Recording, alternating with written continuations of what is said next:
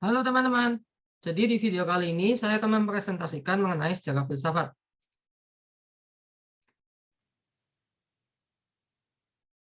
Sebenarnya filsafat itu apa sih? Menurut Wikipedia, menurut sumber dari yang saya dapat dari Wikipedia, filsafat itu kajian masalah mendasar dan umum tentang persoalan seperti eksistensi, pengetahuan, nilai, akal, pikiran, dan bahasa.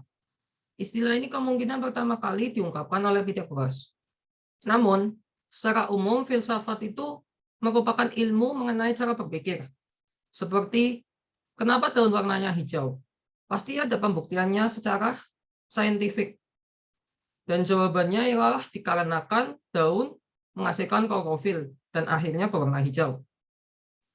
Dan gambar-gambar di bawah ini seperti Thales, Pythagoras, René Descartes, Tan Malaka, M. Nasrun, itu merupakan tokoh-tokoh filsafat di dunia maupun di Indonesia.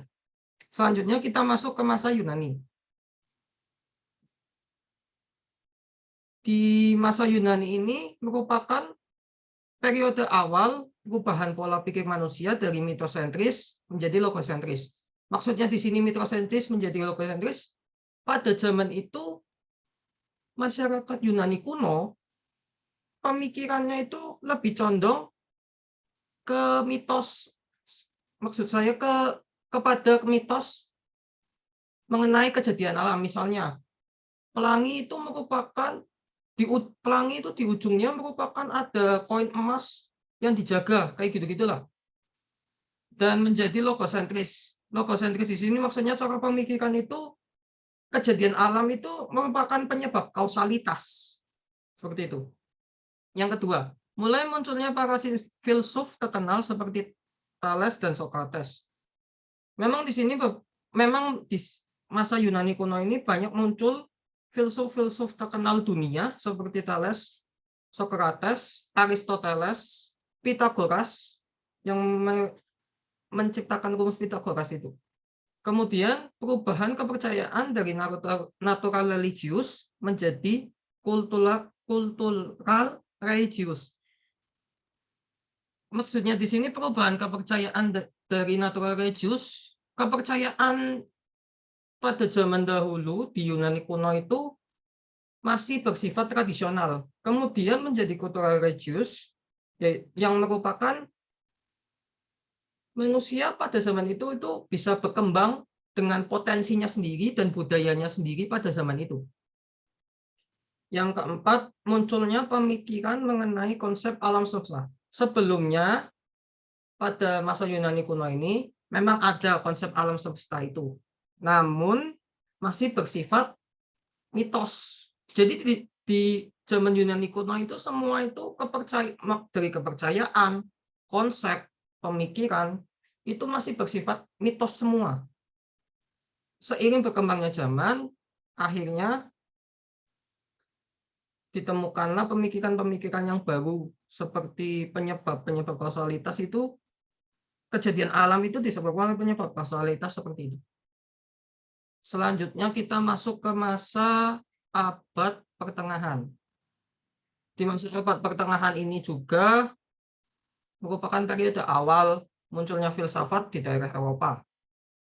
Namun filsafat di sini lebih dipengaruhi oleh agama Kristiani, sama seperti Yunani, dipengaruhi oleh kepercayaan juga. Namun di sini dipengaruhi kepercayaan oleh Kristiani. Yang ketiga, pemikiran filsafatnya bersifat teosentris. Teosentris di sini maksudnya pemikiran filsafatnya itu lebih condong dipengaruhi oleh agama Kristiani seperti yang ada di situ di poin nomor 2 ini. Kemudian yang keempat, pada abad ke-6 Masehi munculnya sekolah yang memberikan pengajaran yang mendorong pemikiran filsafat pada masa ini. Iya, pada zaman itu, pada abad ke-6 Masehi memang muncul sekolah-sekolah yang menghasilkan filsuf-filsuf pada zaman itu juga seperti Thomas Aquinas dan sebagainya itu.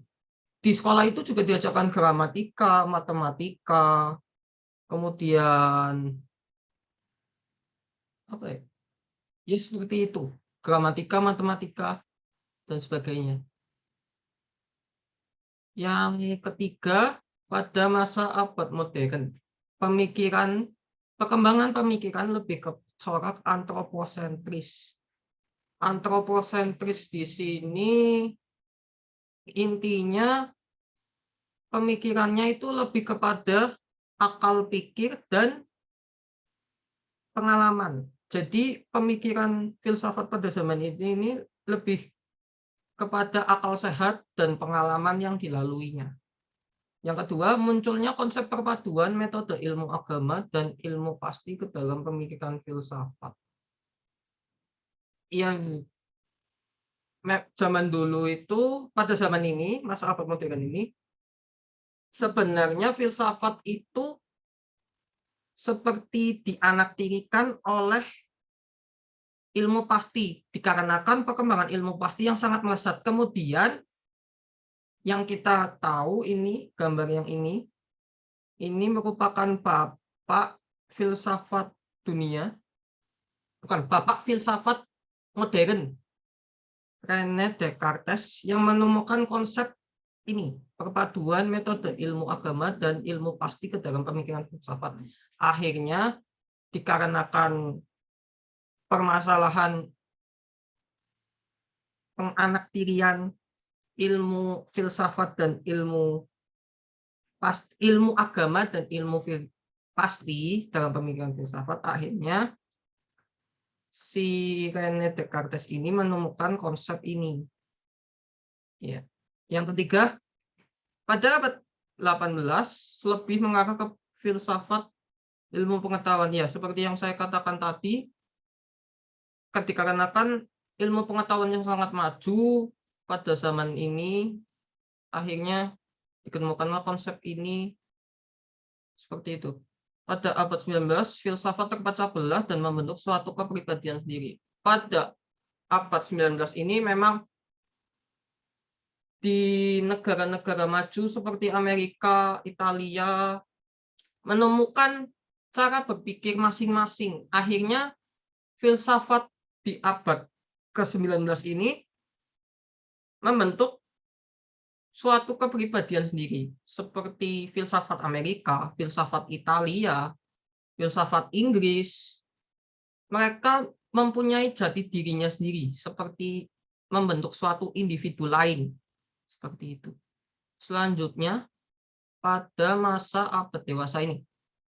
Pada abad 20, filsafat sering dikenal sebagai filsafat kontemporer. Ya. Pada abad 20 ini memang lebih dikenal sebagai filsafat kontemporer dikarenakan mengacu kepada bidang bahasa dan etika sosial. Ya, seperti penjelasan di kedua ini. Dikarenakan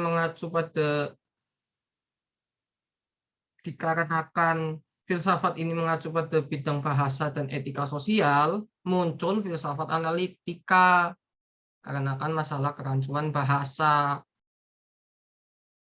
Secara tidak langsung, filsafat kontemporer juga mempengaruhi munculnya filsafat analitika itu sendiri. Seperti itu. Dan terakhir, pada awal era 20-an muncul aliran kefilsafatan seperti neoteisme, irasionalisme, dan sebagainya. Ya, memang di sini pada awal era 20-an banyak muncul aliran-aliran kefilsafatan yang banyak seperti neoteisme itu, irasionalisme dan sebagainya.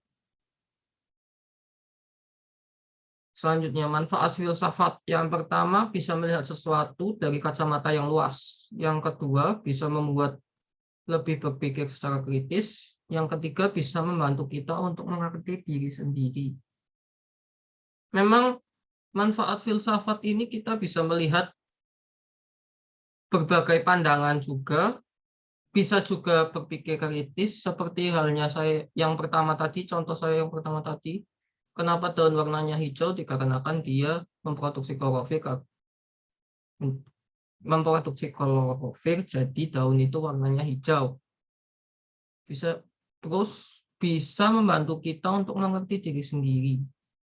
Iya, mengerti diri sendiri. Contohnya saja, kenapa kita itu hidup, kenapa kita diciptakan, kenapa kita ada di dunia ini. Jadi kita itu bisa mengerti diri kita sendiri, tujuan kita hidup itu untuk apa? Apakah untuk belajar, apakah untuk sukses, apakah untuk menjadi kaya, apakah jadi pengusaha, dan lain sebagainya. Selanjutnya, penutup. Dengan adanya filsafat, dengan ragam variasi modelnya, kita sebagai generasi muda diajak untuk lebih kritis dalam menanggapi di era sekarang ini.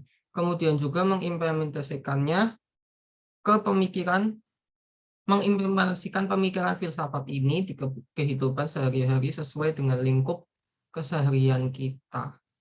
Iya, filsafat di sini ada dan pasti selalu ada